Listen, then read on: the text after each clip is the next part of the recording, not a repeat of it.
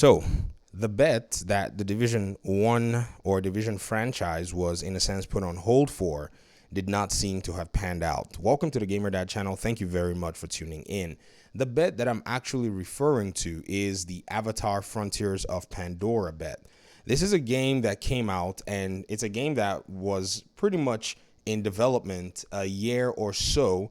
We heard of it in the Division community after the Division 1 had launched. We actually heard about Avatar Frontiers of Pandora before we even heard about the Division 2. Many of you may or may not know this particular timeline, but this is something that has always, in a sense, baffled a lot of Division players. Seeing how the Division was such a successful game, I guess it made sense that they would still make a Division 2 game, which they did. No qualms with that. But the Avatar game, to me, seemed like it was a bit out of place.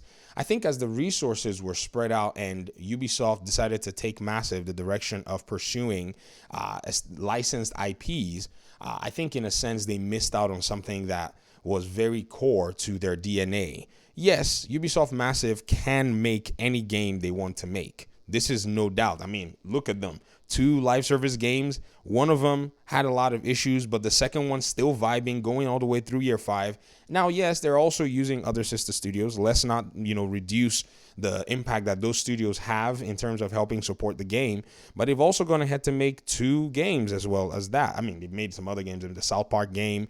They've also gone ahead to make a first-person Avatar single-player game. They're making a third-person Star Wars game.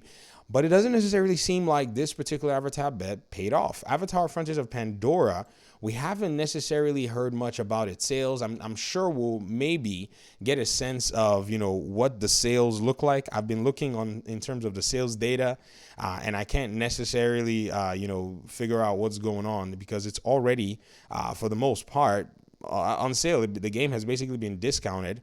Let's see if we can find something, even a rough sketch. How many copies did Avatar Frontiers of Pandora sell? Let's change the language here and see what we can find, because I've been trying to get my mind around it. Nothing. So this says how much Amazon sold. According to Insider Gaming, the game has accumulated 1.9 million players and estimated 133 million in revenue.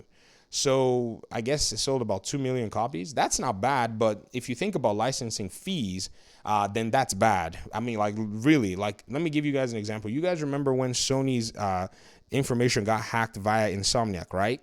If you guys look very carefully, Sony is paying Marvel for the Spider-Man franchise about, I think how much, it's crazy, like 21 or so plus million, some insane fee, like in order for them to be able to get the Spider-Man IP with sales and all. Anyways, the short and sweet was, in order for them to be able to break even in terms of the sales of the game, they had to sell about 7.2 million copies to be able to recoup their cost. That was just to recoup all the costs that they actually had put into the game in terms of development and in terms of licensing.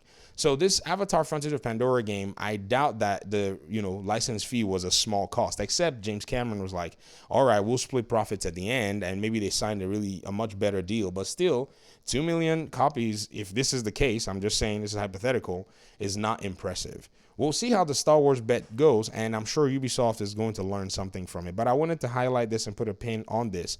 And, even though I was looking forward to the Avatar game, by the time it came out, I must say I had very little interest. I was looking forward to playing it. I thought, maybe this game was going to basically be something cool, something special. And maybe it was, but, for some strange reason, I guess all that waiting, all the delays and everything kind of basically just knocked it out of me.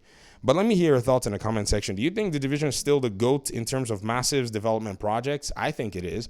And I'm certain that if they will put some more effort and time into this game, bring those developers into the Division 3 ecosystem and just stay with it and be able to pretty much avoid the mistakes games like Destiny and these other games are making, they have something special on their hands. They have they can wow this game, literally, but, I don't think they really have that long-term prospects in mind, but we'll see how it pans out. Thanks so much for watching. Talk to me in the comment section, like I said, and hopefully we'll chat pretty soon in another one.